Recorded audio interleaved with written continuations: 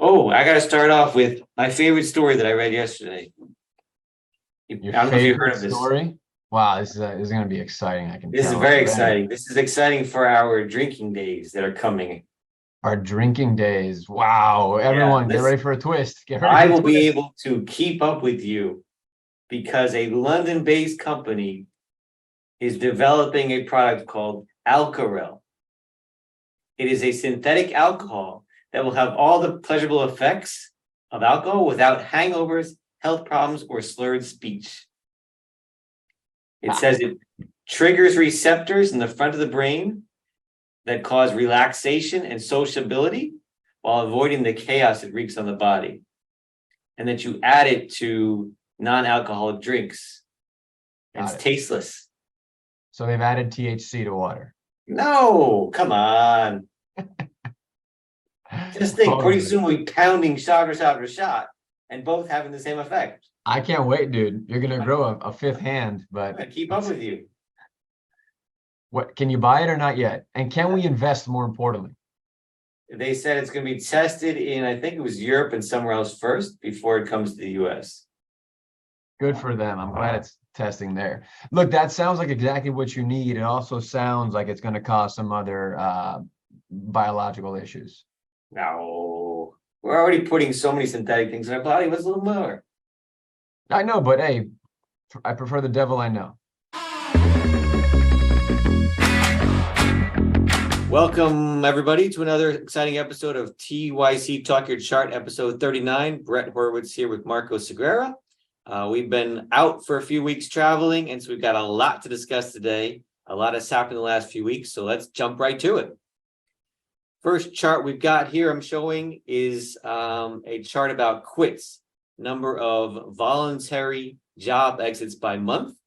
That number is coming down trend-wise over time, even though in May, it's about a month old, this chart, even though in May it increased a little bit. But I think it's still a really healthy sign that people feel comfortable enough, as my opinion, to leave. Lots of jobs still out there. I know there's not jobs in every kind of job out there, but lots of people are finding that when they quit, there's another job waiting for them, or it's easy to find something else.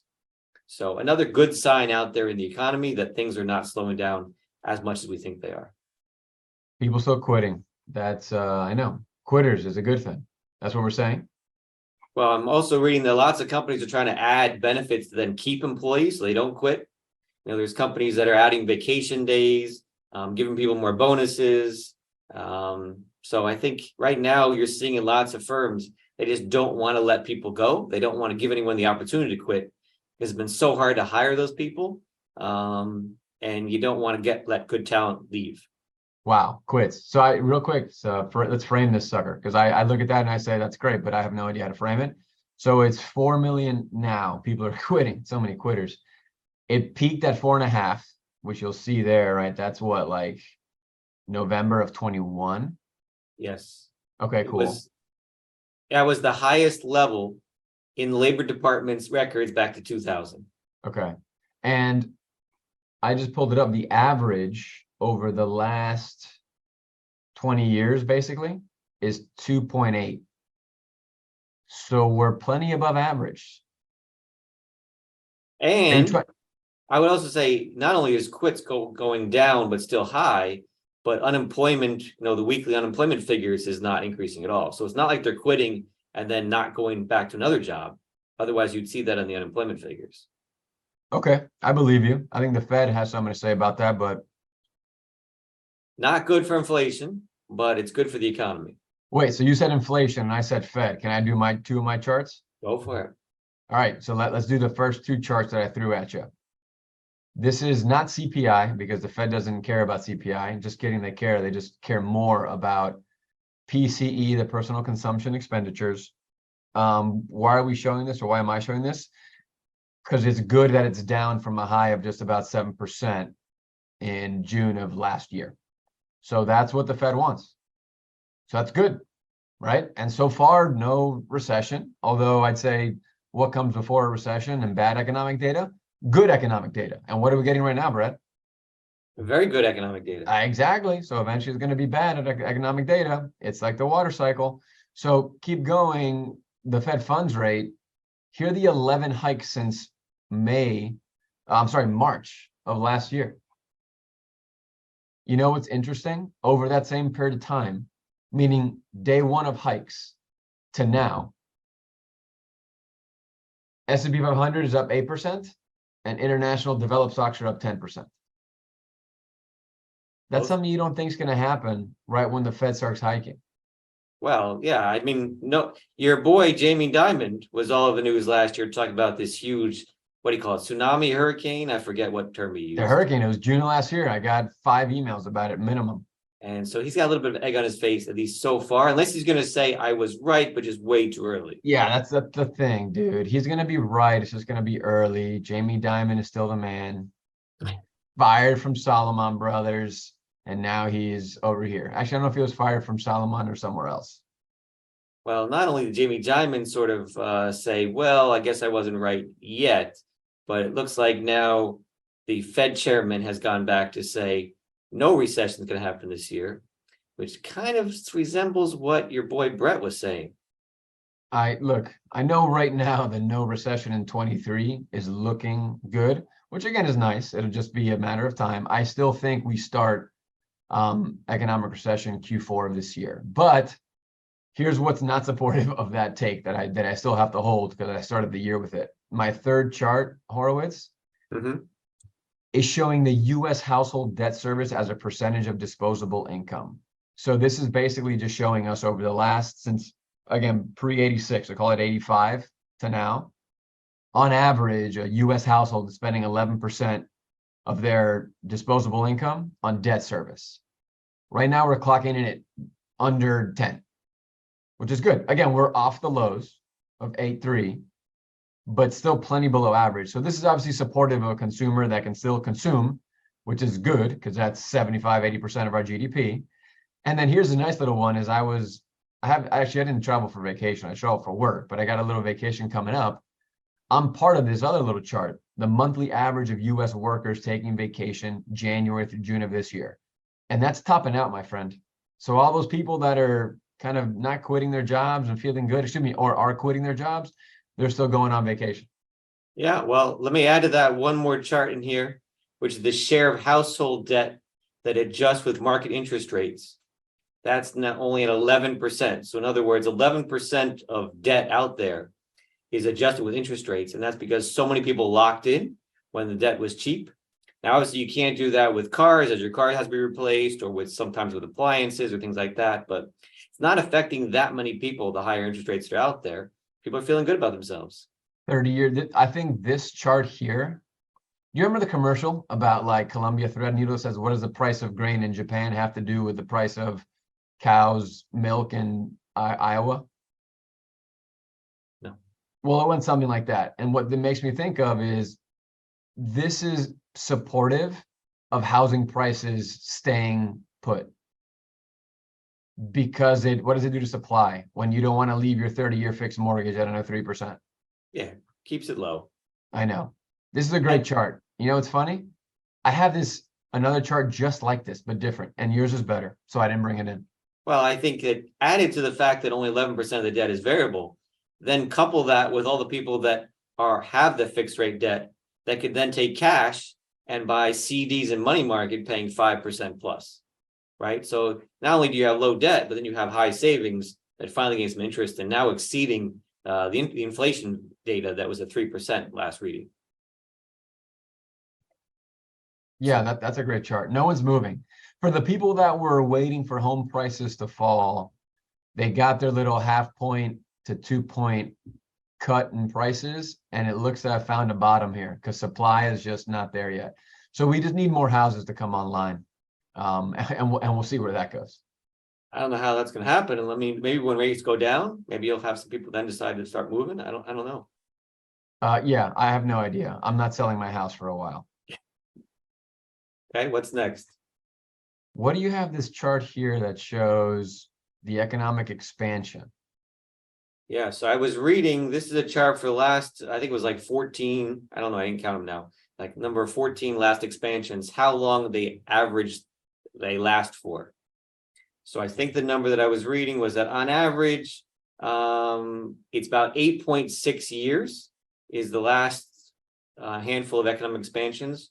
Right now, they are saying that this one has been going on for basically 4 years, since April of 2020, when we had this last big recession with COVID. And so it'd be surprising if the expansion stopped now and didn't continue. And I think we're seeing that things are getting better because demand is still there. And I think we would normally what stops an expansion is when the demand starts to falter. In this case, what really caused everything to collapse last time was supply going down. So I think this got a lot of legs still to go in this expansion. The average bear market return is a drop of 40% and it lasts about 20 months. The average bull market lasts 51 months and is up 162%. I'll take that. So you got to be in it for the losses to get the gains, which are bigger. I know, and it's so tough. It goes back to behavior, right? It's always temperament. Okay, so we persist and we continue. Yeah, what goes wrong to break all this stuff? It has to be led by the consumer because that is such a massive thing. Is the Fed done hiking? It just seems Got to be like pretty close if they're not done. Look, it's on the back 2/3. That's why I think the market found a bottom last October. There's a recording of me saying it at some point in time. So far, it still looks good. Maybe we break through that October bottom over the next 6 months. I just doubt it, given that the hiking cycle is behind us. But if they want to go harder and stronger, that's fine. I think what ends up being the problem is if they hold to their 2% target of inflation and don't wiggle from that and are too much of a hardliner, I think that's going to be what causes them to hike, which could then further break things. And as we know, interest rate hikes take a long time to work through the system. So who knows what the impact's going to be 24, 36, 48 months from now. I think the Fed probably will just settle in at saying 3% inflation is something that we're going to be okay with for the next 10 years, just like we were okay with sub 2% inflation for the previous 10 years.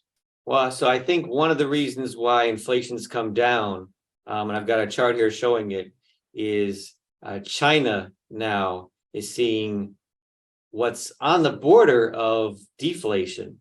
Consumer prices have really bottomed out. They haven't gone up at all in the last few months. Producer prices are even down. And so we get a lot of, right, that passes through to us, right? If you're talking about high inflation in China's goods and we're buying China's goods, that's going to sprinkle into us. So we don't want to see China have deflation. That'd be a really bad thing. That could, lead to a situation like Japan, where you've had prices going down and down and down for decades. Hopefully it doesn't end to that. But this is another good piece of information that's helping our inflation come down. So pressure on China goods is helpful to us or hurtful to us? Helpful. As China's goods cost less and we're buying from China, that means we're spending less to get those goods. Okay, but did you say that it would be bad if there was deflation in China? Well, I mean, look, if you're talking about like a 0.1 or something, that's not the end of the world. But if you're talking about deflation is really bad, because you're talking about a Chinese consumer that's way overextended with debt and with buying houses that no one lives in. And the government is not great about giving out stimulus money, not like the US is. And so you add those things out, and if you start to have deflation, it's going to be hard to get yourself out of that. It could be a circular loop. Yeah. Okay. Yeah. I like the whole downward pressure on China prices, good for our import prices. China's stimulating like a you know what right now. Like they're one of the few that is cutting rates and providing backstop to all those real estate developers at the moment. I think that's another, in all honesty, supportive measure for your no recession take, because it's probably tough to go into global recession if China's stimulating their economy. Yeah, but they're still not doing it like what needs to happen, right? They're not giving money right into the consumer's pockets. Yeah, I know, but I think the problem with that is there's not a lot of internal consumption within China. Right.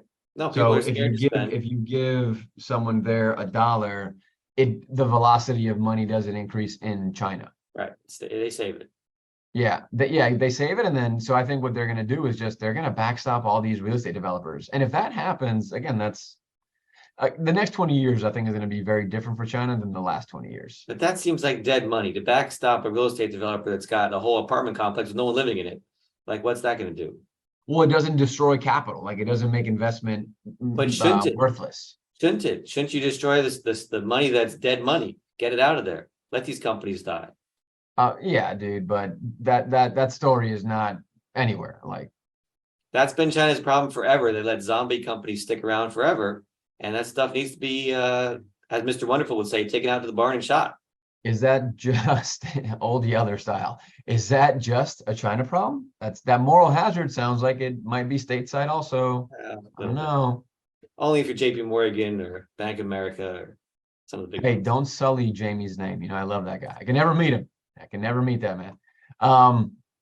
Brett, I only have one more chart. And man, I've just been jumping all over the place with these charts. I have one more chart that talks about personal experiences and how many people you know. Is there anything else that you have? Because this one's not really an economic one. This I'm one's not even more sure interesting. it's called a chart. You can call it a chart. This is a chart. It's an image. It's a picture. Dot. Well, good. At least you can see it. So this is, and if we had show notes, we'd share the link because it's a pretty interesting article.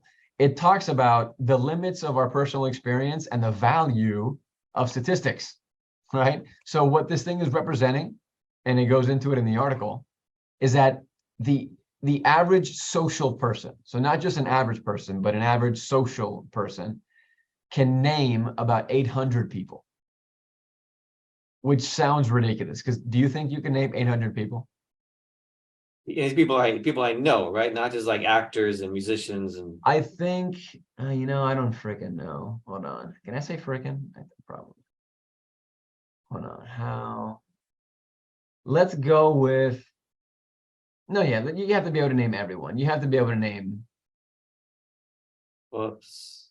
Yeah, no, anyone. 800 people. That's a lot of names. I guess. Let's assume you can.